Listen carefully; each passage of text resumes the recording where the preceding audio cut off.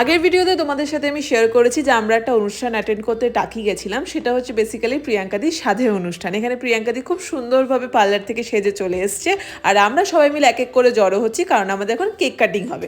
তো কেকের মধ্যে এত সুন্দর ডিটেলিং করা ছিল, এত কিউট কিউট ছবি লাগানো ছিল, আর কেকটা দেখতেও সত্যি খুব সুন্দর।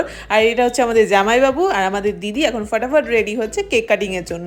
তো কেকে স্পার্কেল লাগানো হয়ে গেছে, এখন কেক কাটিং শুরু হবে।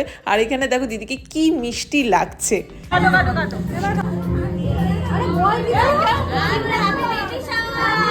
কেক কাটা হয়ে যাওয়ার পর দিদি এক এক করে সবাইকে কেক খাইয়ে দিচ্ছিল। আর এই দেখে সব থেকে কিউট মোমেন্ট হচ্ছে দিদি যখন জামাইবাবুকে কেক খাইয়ে দেয়।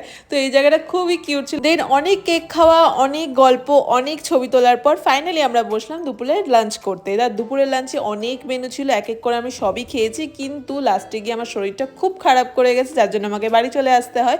যাই হোক, বিকালে ট্রেন ধরে আমার বাড়িও চলে এসেছিলাম। ভিডিওটা কেমন লাগলো নিচের কমেন্ট সেকশনে লিখে জানিও। দেখা হবে তোমাদের সাথে নেক্সট ভিডিওতে। টাটা।